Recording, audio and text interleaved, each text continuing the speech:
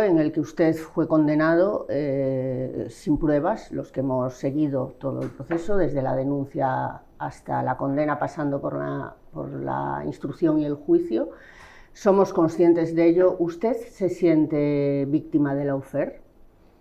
No, yo no puedo, como exfiscal general del Estado que soy, como ex alto cargo, como bien ha dicho, y como representante todavía que me siento de la justicia española, yo no puedo aceptar esos términos. Para mí es un proceso que en mi condición de condenado considero injusto, con todo el derecho, y de hecho estoy accionando ante otras instancias para que se revierta esta situación, pero yo institucionalmente creo que debo seguir defendiendo la justicia española. Sin embargo, en su condena se hablaba de que usted o personas de su entorno habían filtrado, por eso se le condena, por la filtración, por revelación de secretos, por la filtración de un correo del abogado de Alberto González Amador, pareja de la presidenta de la Comunidad de Madrid, Isabel Díaz Ayuso. Sin embargo, después de leernos la sentencia de arriba abajo, ¿cuáles eran las pruebas que arguía el Tribunal Supremo para condenarle? A mi juicio no había pruebas, pero repito, yo soy quizá la parte más subjetiva de este procedimiento. Creo que la opinión pública, los profesionales, muchos profesionales, magistrados y exmagistrados se han manifestado. Yo creo que debo remitirme a eso, al voto particular sobre todo. Creo que hay una cuestión interesante en este caso, y es que hay un voto particular que a mi juicio sí reúne todas las características necesarias de garantías que debe dar un tribunal en un enjuiciamiento, y a él me remito, y por supuesto a los recursos que he planteado ante el Tribunal Constitucional. Sin embargo, y confiando además como confiamos en su palabra, en su prestigio, en su trayectoria, que ha sido demostrada en contables ocasiones, desde Galicia hasta aquí, se le ha reconocido siempre, y como jurista quiero preguntarle, por ejemplo, por algo que sí sorprendió mucho a la opinión pública, y ya no le digo a nuestro gremio, que fue el de no considerar las testificales de los periodistas, no uno, sino varios, que aseguraron ante el Supremo tener la información antes de que ésta fuera presuntamente filtrada sin pruebas, en este caso. Bueno, y creo que la propia sentencia hace en un párrafo alguna mención a que esta es una cuestión que habrá de resolverse, ¿no? Como lanzando una especie de guante al Tribunal Constitucional, y efectivamente creo que el testimonio de los periodistas, que sí merece la consideración en el voto particular, es genéricamente aprobado en la sentencia, pero también genéricamente despreciado en el fallo de la sentencia. Así que eso sí que es una cuestión que debemos valorar. Creo que en la causa en la que yo he sido sujeto, en la que he sido condenado, es una causa importante porque da para reflexionar no solo a la institución de la Fiscalía General, no solo al Fiscal General del Estado, sino también a muchos otros componentes de la vida pública y social de este país, comenzando, como no, con los medios de comunicación, con el periodismo, con la labor del periodismo también, y con las fuentes, el sistema de fuentes y la forma que tenemos de transmitir las noticias. Creo que hay muchos campos de juego muy interesantes en lo que es el asunto. Sí.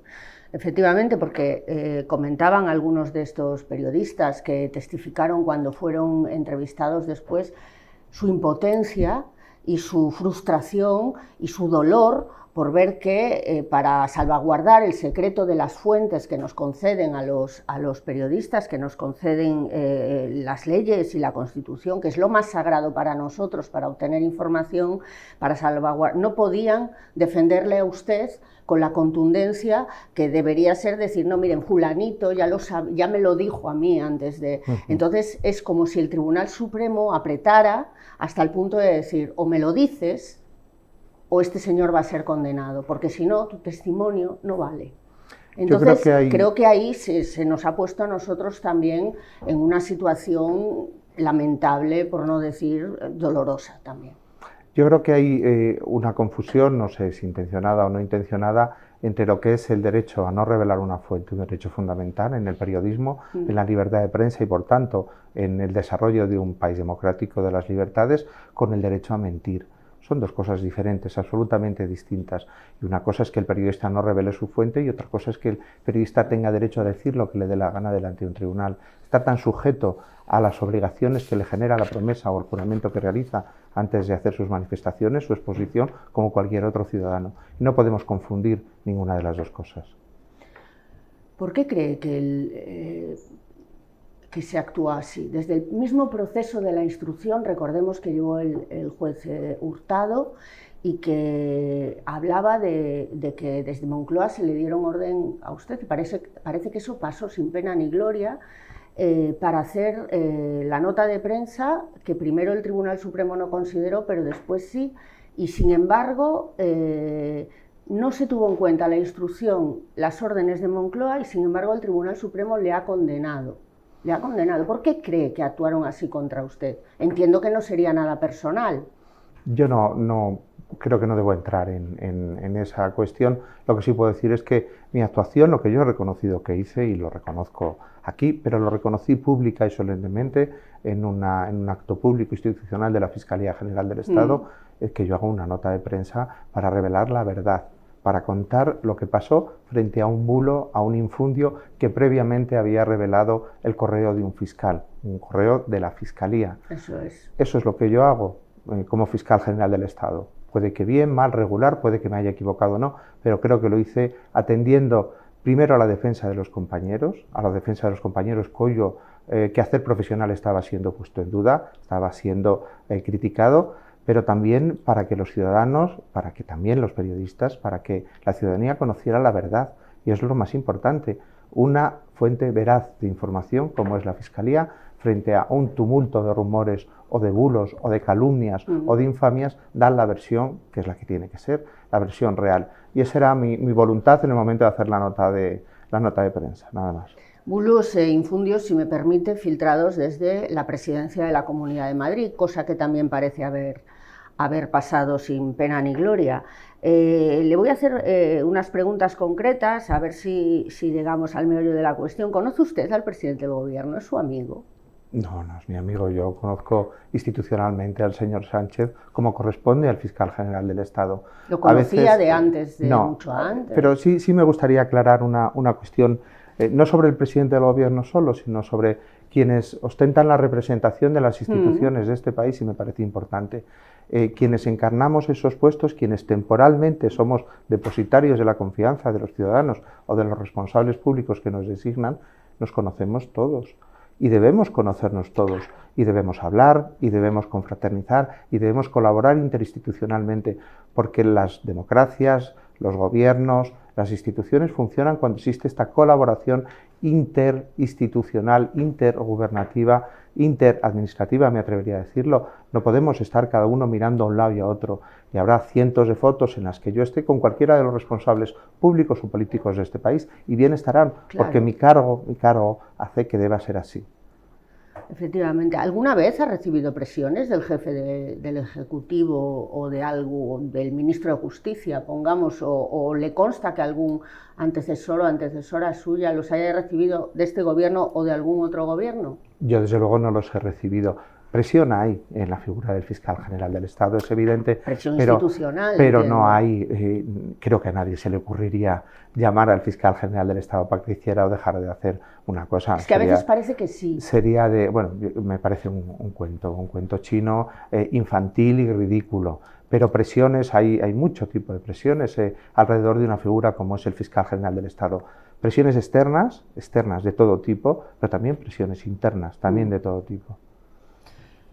¿Cree que le perjudicó el día que en una entrevista el presidente del Gobierno dijo que la Fiscalía, el fiscal general, dependía del presidente del Gobierno?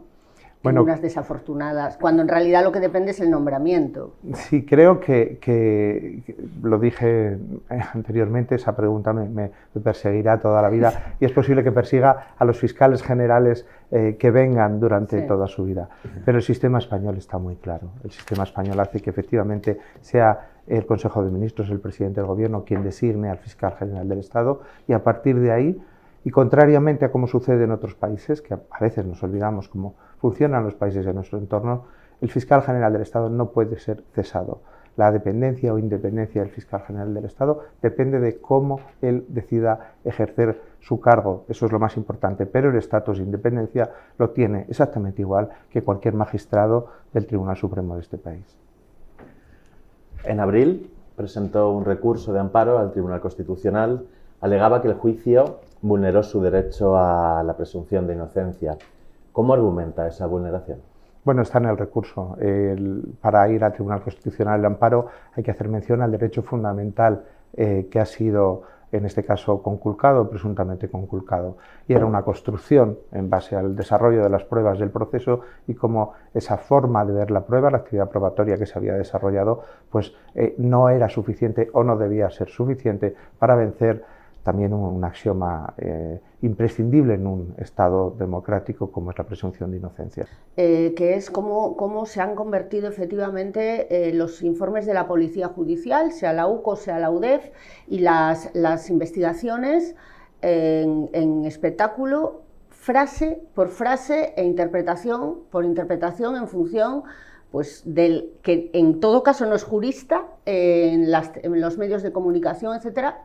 Y hacemos también la parte de autocrítica, aunque aquí intentamos ser lo más riguroso posible. O sea, ¿cómo perjudica eso a la persona que está siendo investigada y sobre todo a su presunción de inocencia? Creo que el procedimiento no está diseñado, tenemos un procedimiento del siglo XIX, no podemos olvidarlo.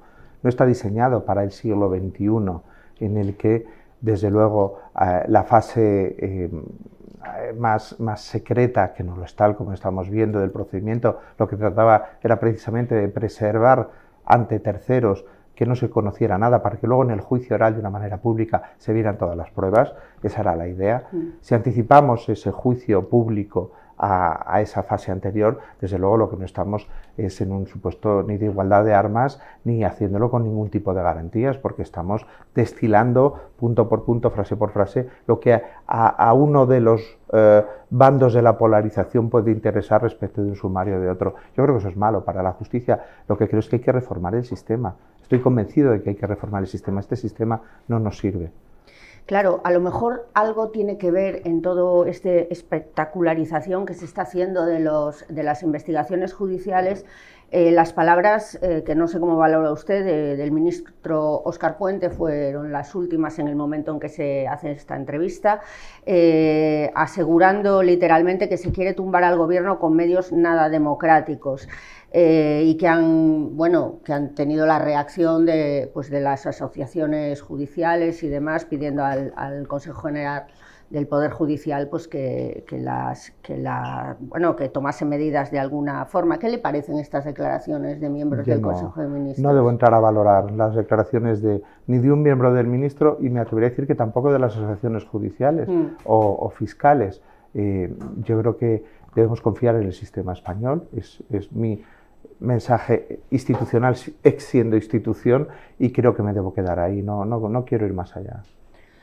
Sin embargo, y creo que la prensa estamos de acuerdo, tenemos la sensación de que hay determinadas instituciones que no se pueden criticar, como antaño ocurría con la monarquía, que cada vez que decías algo te secuestraban la publicación o te llevaban a juicio, te denunciaban. Entonces, realmente se puede criticar a los jueces, a los fiscales, no se debe hacer ejercicios de fe con las instituciones.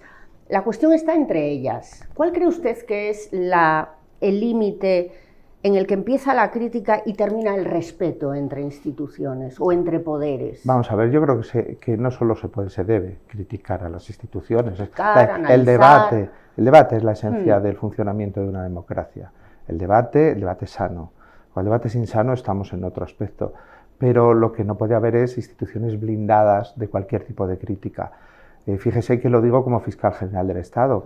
Podría yo también decir, hay que ver que las asociaciones fiscales o judiciales no defienden al fiscal general del Estado, una figura democrática, constitucionalmente validada, o no defienden, por ejemplo, al Tribunal Constitucional, también otro órgano de nuestra parte de la justicia importantísimo. Creo que lo que no hay es que distinguir. Vayamos a un debate, pero vayamos a un debate sano, sin insultos, sin ningún tipo de apreciación o de menosprecio o de caricaturización de los personajes. No se puede usted imaginar las cosas que se han dicho de mí, los apodos que se me han puesto y la forma de referirse nada menos que al fiscal general del Estado. Sí, además en medios Eso de me parece inaceptable. Y me parecería igual de inaceptable con cualquier otra institución. Lo que creo es que todas estamos sometidas a la crítica, pero todas a una crítica sensata y razonable. No podemos criticar que se nos critica, lo que podemos criticar es cómo se nos critica, eso sí. ¿Cree que las redes sociales han pervertido o ensuciado, embarrado pues la perspectiva que debe tener el ciudadano frente al respeto institucional, que al final las instituciones nos representan a todos? ¿Cree que las redes sociales tienen buena responsabilidad en esto? Bueno, a veces cuando hablamos de las redes sociales parece que nos quitamos nosotros la responsabilidad, ya, ¿no? Sí, quizás al final sea nuestra reacción frente a las redes sociales lo que está pervirtiendo. Hemos perdido el mensaje institucional. Sí, Yo creo que, como lo dice una red social, lo reproducimos, pero lo reproducimos con esa ampliación que tienen los medios de comunicación masivos, que tienen los actuales medios de comunicación, que es completamente diferente, y parece que así hay menos responsabilidad, ¿no? Ese sentido profundo de la responsabilidad del periodista comprometido que conoce lo que hace y lo que dice, parece que se diluye si se cifra en una fuente que ha escuchado en cualquier otro sitio, que no tiene por qué ser tan fiable como la que él tendría como periodista. Yo creo que las redes, Internet, los nuevos sistemas de comunicación, la inteligencia artificial cambian absolutamente el panorama en un Estado democrático, no solo en la información, también en la transmisión de la información, en cómo y de qué manera se comunica. Y cómo nos comunicamos es cómo nos relacionamos y cómo después ejercimos nuestra...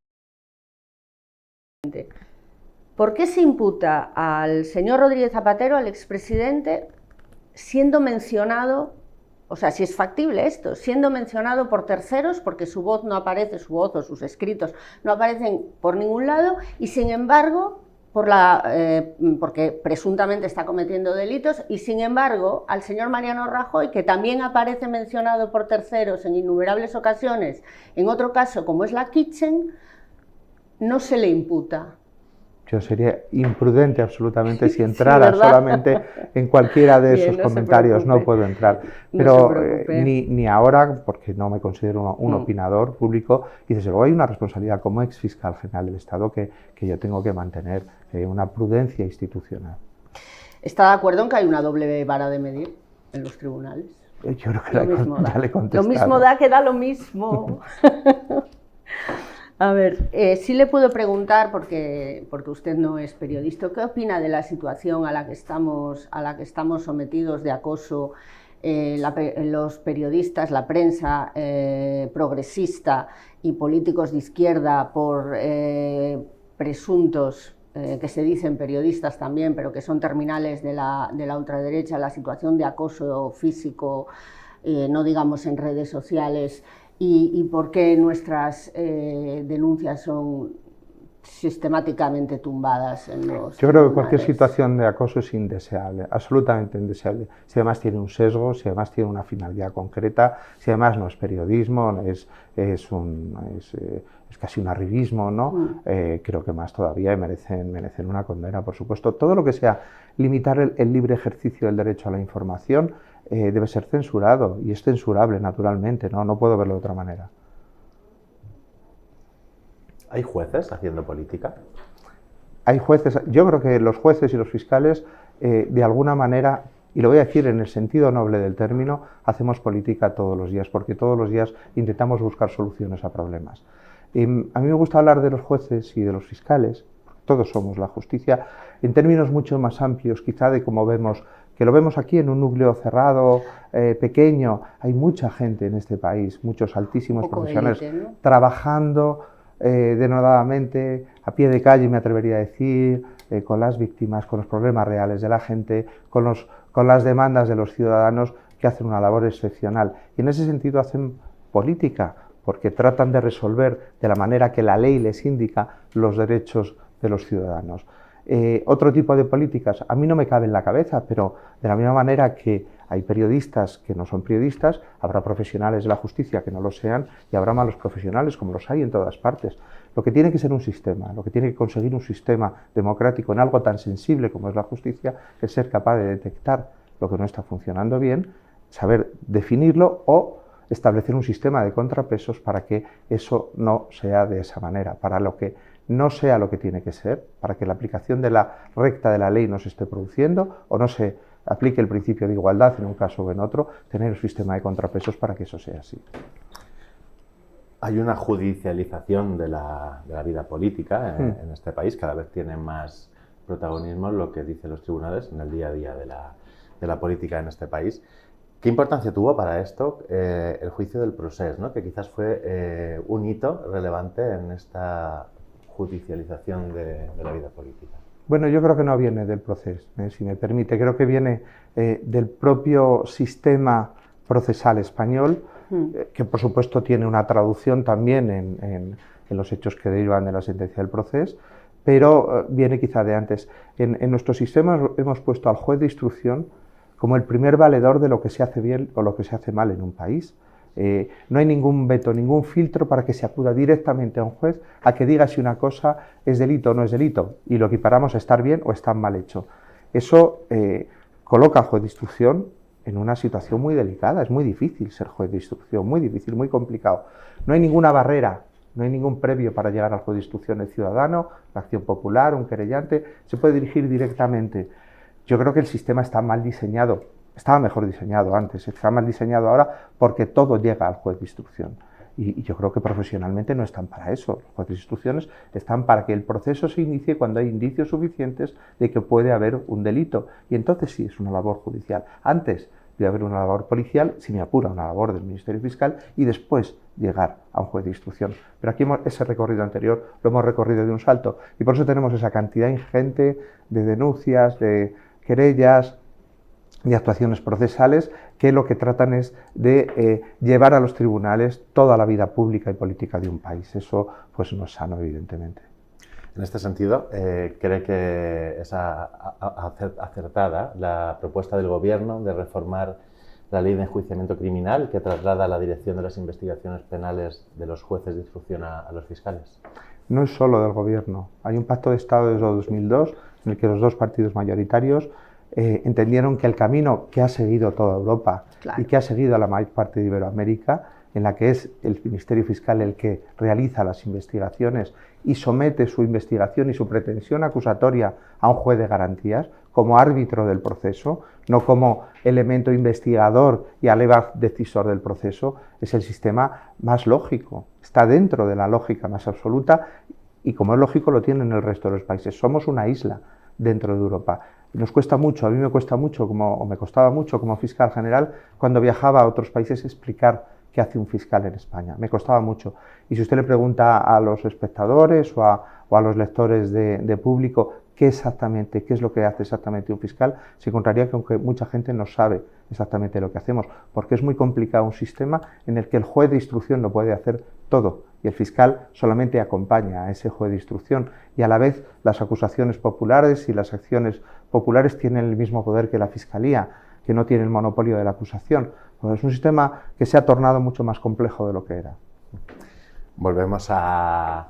Dice que no es el inicio del problema de la judicialización de la política del Procés, pero sí fue un hito importante, ¿no?, en la historia reciente de la política de este país. ¿Qué errores cree que se cometieron en la respuesta del Estado al Procés? No me atrevo a hacer un juicio de valor sobre eso. Yo creo que fue una etapa muy complicada, muy difícil, en la que se puso a muchas instituciones al borde del abismo.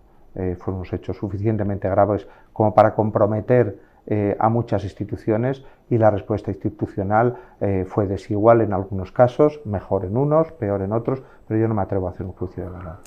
Pues no se atreverá a decirme si cree que ha habido presos políticos en España en el actual periodo democrático. No, yo creo que el concepto de preso político, políticos presos sí, sabe que se jugó mucho con esta expresión, presos políticos no me atrevería a decirlo, pero yo creo que no debo entrar en esas circunstancias. Ni viví como fiscal general el proceso, si la amnistía, desde luego, ni tengo elementos suficientes como para decirlo o dejar de decirlo. Es más, prefiero también institucionalmente reservar la figura del fiscal general para que no critique de una manera acerada o alabe tampoco de una manera excesiva lo que hayan hecho sus predecesores. Y como habla de la amnistía, ¿qué le parece que jueces y fiscales se hayan manifestado contra la ley de amnistía a los dirigentes independentistas? Bueno, yo creo que la Fiscalía, cuando yo era fiscal general, dio su opinión sobre la amnistía, que no es una opinión de si me gusta más o me gusta menos la amnistía. Creo que no estamos para eso. Cada uno tiene los gustos que quieren, a quien le gusta una bebida o un licor o un dulce. Lo que debemos saber es si podemos comer o podemos beber, es decir, si la amnistía es una opción legítima en el Estado de Derecho español, si nuestra Constitución le da al legislativo la opción de tomar el camino de la amnistía o no. Eso es lo que debería decir la Fiscalía, eso es lo que dijimos. La opinión sobre los hechos de la amnistía pues le corresponde, como no, a los representantes públicos, a los representantes políticos, si para eso los elegimos. A lo que nosotros nos preguntan es, ¿cree usted que cabe en el Estado de Derecho español el instituto de la amnistía? Y nuestra respuesta era que sí, pero no opinamos, no tenemos por qué opinar, no se nos pregunta, no se nos debe preguntar tampoco. Hablábamos de que sí debemos, ¿no?, criticar las instituciones para mejorar la democracia, ¿no? La crítica como un elemento de mejora de nuestro sistema democrático. ¿Qué reformas considera que deben hacerse para democratizar la justicia y evitar las interferencias mutuas entre poderes, o sea, la judicialización de la política o la politización de la justicia? Bueno, yo creo que hay que hacer la gran reforma procesal que no se ha hecho en España. Todas las leyes, la civil, la social, la contenciosa, las leyes de procedimiento, se han modificado, excepto la ley de enjuiciamiento criminal. Tenemos una ley del siglo XIX y merece la pena que, incluso le diría, aprovechar la oportunidad de los nuevos instrumentos digitales y de inteligencia artificial para ponernos a la vanguardia del mundo y hacer una ley procesal en el que el reparto de roles, por un lado, cambie, no sea el que tenemos ahora mismo, y por otro lado, pues tengamos algunos conceptos que vamos teniendo quizá olvidados y que a mí sí me gusta hablar de ellos. Por ejemplo, la soberanía digital. Por ejemplo, tener sistemas cerrados de comunicación dentro de los tribunales y no depender de las administraciones públicas, porque dependemos de las administraciones públicas, no solo del Ministerio de Justicia, también de las administraciones públicas de las comunidades autónomas que tienen transferido. Necesitamos soberanía digital y necesitamos autonomía presupuestaria, me refiero a la Fiscalía y a la Justicia, y necesitamos cambiar el sistema. Es evidente que el futuro que es ya, merece, mejor dicho que el futuro, los ciudadanos, la ciudadanía de este país merece otra respuesta por parte de las instituciones en la justicia.